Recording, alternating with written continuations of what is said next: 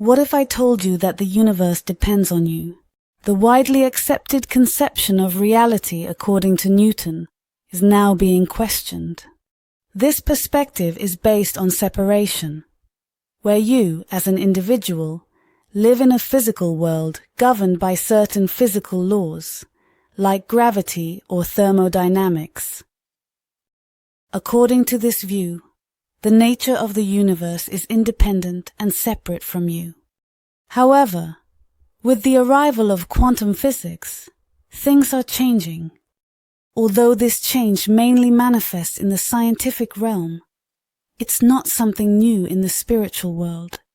Thousands of years ago, Hermes Trismegistus taught that as above, so below, as below, so above. This ancient wisdom suggests that the world is a hologram, a matrix of light that acts like a mirror, reflecting the consciousness projected onto it. Essentially, quantum physics is arriving at the same conclusion. Our reality may not be independent at all, as it could be shaped by observers or human consciousness. You might be influencing the appearance of reality.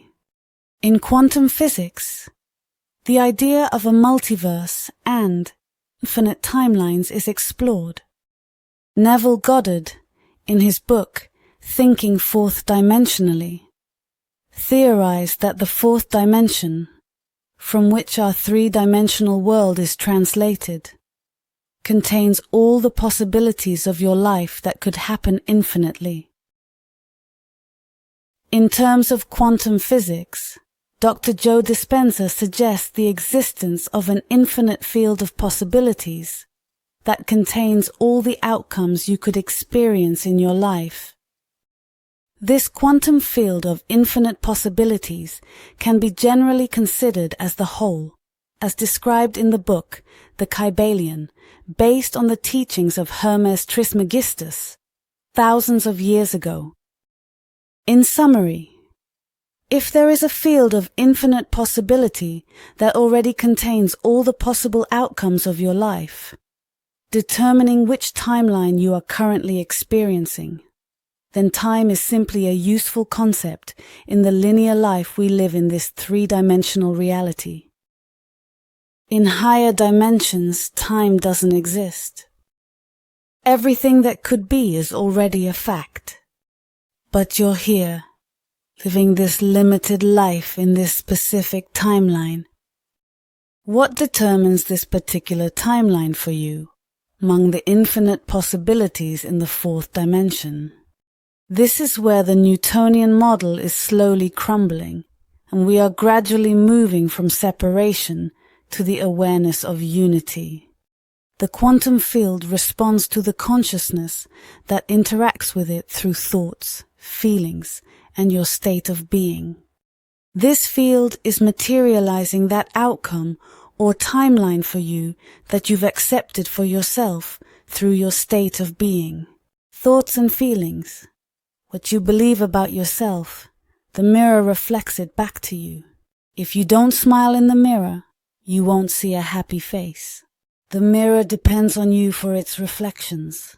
If you smile, it reflects a smile. The whole, the source of God, the quantum field, is reflecting your inner world, as the whole intended. By creating unique infinite experiences up to infinity, we see that the quantum field won't interfere with your freedom of choice, 'cause that would ruin the fun. He wants to experience unique adventures in life. So in a way, it depends on you, the consciousness, to live a unique life to continue the expansion of the whole. Your freedom of choice is available at any moment. Right now, you can smile in the infinite mirror, and with a bit of delay, but inevitably, it will return your smile.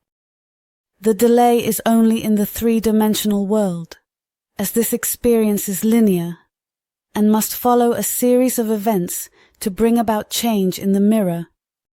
But it inevitably has to reflect what the individual is projecting, as it is being translated from the fourth dimension, where it is already a fact as Neville spoke about. So, if you persist in your assumption of who you want to be, the mirror will obey. The mirror has no will of its own. If it did, there wouldn't be an authentic experience of the whole. The whole wants to experience what it's like to be you in this moment. And it can't have that experience if it imposes its will on you. Essentially, you and the whole are one. But here in this world, there's a veil of amnesia over all of us to simulate a genuine experience. It's like you willingly allowed yourself to be brainwashed to play a virtual reality game and have the most authentic experience. So, when you get hit in the game, you really feel it as if it were real. But if you knew it was a game, you wouldn't be so scared about your life, 'cause you'd know that your true self is unharmed. Is this the reason why your life here can seem ruthless at times, and we look around and wonder how a God could allow this? Well, now you know that this God is not a separate being doing this to you. You and I are doing this to ourselves. By using the law of being in a non-preferable way, you go crazy in front of the mirror and it won't show you anything. A sane person can't show you a successful and happy person. A few years ago, all I wanted was freedom, as I felt very stuck in my life, and the world showed me how right I was. Then I stumbled upon the works of Neville Goddard. At that moment in my life, I couldn't understand the idea that a loving God was subjecting me to all this pain. Either I'm doing something wrong, what I've been told about God is false. God didn't reveal Neville's teachings to me like my past self would assume, since I was told that God is a separate being with a will, who decides whom to save and whom not to save. I asked the question to the mirror, and the mirror responded with Neville. Then I presented the consciousness of freedom to the mirror, and it responded by taking into account that my environment, where I felt trapped, didn't change. What changed was my inner world. I felt amazing. I lived in a condo with a free gym, but I didn't go there for over a year. Why? Because I felt trapped in my mind. There were so many cool things around me that I didn't participate in, because I was a man living in the consciousness of a man trapped in life, so I couldn't see all the wonder around me. And then, in what felt like an instant change in me, I started to notice all the freedom around me. All the opportunities around me appeared as if by magic, and they had been there all along, just like it talks about in the book Acres of Diamonds by Russell Conwell. In other words, a man was unhappy with his life after hearing stories of fortune from other farmers. These farmers discovered diamonds on their land and became richer than they could ever imagine. He sold his acres of land to someone and went off searching for diamonds, not knowing that his own property had acres of diamonds lying around. The point is that before looking at the outside world, look at yourself.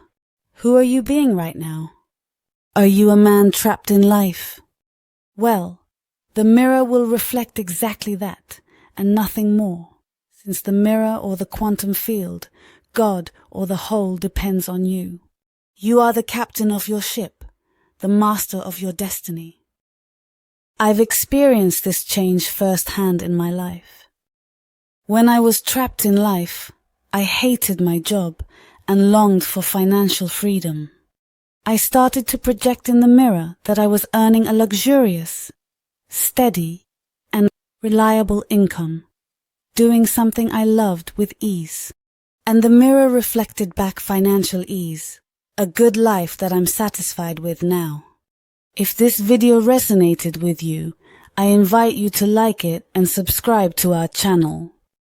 Share this video with others so they can benefit from this message, and don't forget to leave a comment sharing your thoughts, reflections, and experiences.